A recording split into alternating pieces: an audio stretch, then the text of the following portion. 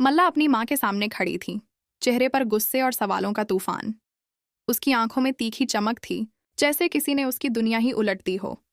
वह अपनी माँ से जवाब मांग रही थी, बार बार, लगातार, बिना किसी झिझक के। सच बताइए माँ, आखिर सच्चाई क्या है? क्यों सब कुछ छुपाया जा रहा है? क्यों हर बार मेरी आंखों के सामने झूठ की दीवार खड़ी कर दी जाती है? कमरे में माहौल भारी था, हवा तक जैसे रुक सी गई थी। तभी वहां मन्नत आती है। उसके कदम धीमे लेकिन आत्मविश्वास से भरे हुए थे। उसके चेहरे पर मजबूती थी और आंखों में साफ झलक रहा था कि वह अपनी माँ के लिए किसी भी हद तक जा सकती है।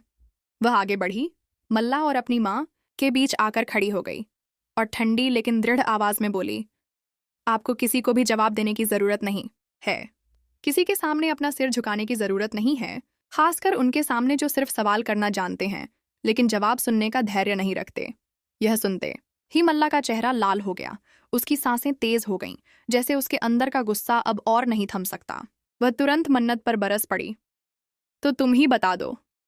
हाँ, तुम ही बता दो कि आखिर क्या जवाब देना चाहती हो, क्योंकि तुम तो हो ना उनकी फेवरेट बेटी। उसकी आवाज में जलन और ताने की तीखी मिलावट थी। उसकी बात खत्म होते ही अचानक दरवाजे पर एक तेज आवाज है गूंजी।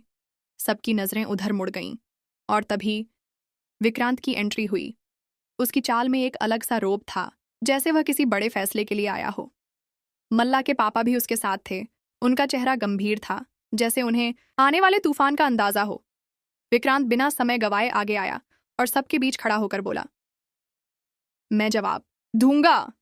उसकी आवाज में आत्मविश्वास और चुनौती का मिला जुला अंदाज था। मल्ला और मन्नत दोनों चुप हो गईं, क्योंकि उन्हें पता था कि विक्रांत के मुंह से निकलने वाला हर शब्द इस घर के माहौल को बदल सकता है। अभी यह सब चल ही रहा था कि पीछे से गगन की एंट्री हुई। वह सीधा ऐश्वर्या के पास आया और धीमे स्वर में उससे कुछ बातें करने लगा, इतनी धीमी कि बाकी कोई सुन नहीं सके। लेकिन उनके हाव भाव और आंखों की हरकतें बता रही थीं कि बातचीत में कुछ गंभीर है। ऐश्वर्या ने गगन को घूरते हुए कहा, तुम्हारा दिमाग ठिकाने पर है ना? होश में हो ना तुम? सोच भी रहे हो कि तुम क्या कर रहे हो? तुम्हें अंदाजा भी है कि अगर ये बात बाहर निकल गई तो हमारी कितनी बदनामी होगी? हमारे घर की बातें कहाँ कहाँ जाएंगी, मीडिया में, सोशल मीडिया में, और फिर लोग हमारी इज्जत का तमाशा बनाएंगे। उसकी आवाज में डर और गुस्सा दोनों थे। गगन ने कुछ कहने के लिए होंठ खोले ही थे कि तभी विक्रांत की आवाज गूंजी, अंकल, जो भी कह रहे हैं वह बिल्कुल सही कह रहे हैं। उसकी इस बात ने माहौल को और भी भारी कर दिया। सबकी निगाहें अब विक्रांत पर थीं। इस पूरे समय में श्रुति वहां मौजूद नहीं थी। उसकी गैर मौजूदगी से भी कहानी में एक रहस्य बना हुआ था। इन चारों के बीच बातें चल रही थीं, जैसे किसी शतरंज की बाजी में हर मोहरा सोच समझकर चल रहा हो। लेकिन असलियत यह थी कि ऐश्वर्या अपनी चाल में गगन और विक्रांत दोनों के जरिए मन्नत को फंसा चुकी थी। मन्नत को पता था कि उसके खिलाफ खेला जा रहा खेल आसान नहीं है, लेकिन वह चुप थी। ऐश्वर्या के चेहरे पर एक संतोष का भाव था, जैसे उसे यकीन हो कि उसकी प्लानिंग अब पूरी तरह सफल होगी।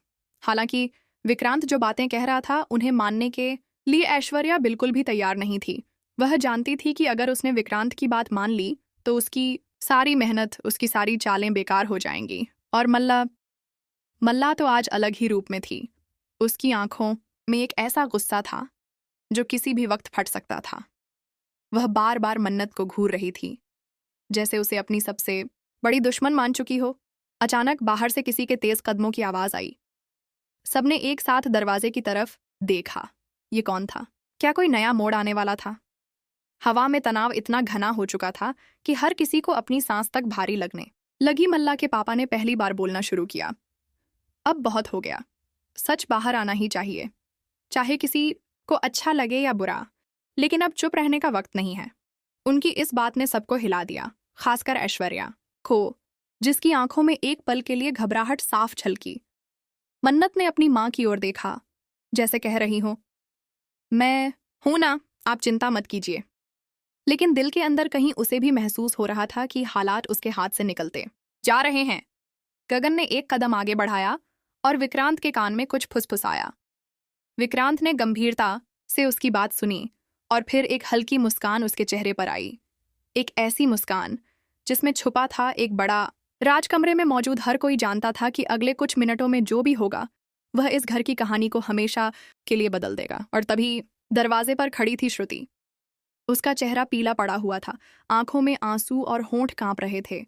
उसने कमरे में कदम रखा और कहा, मैं सब जानती हूँ, पूरी सच्चाई।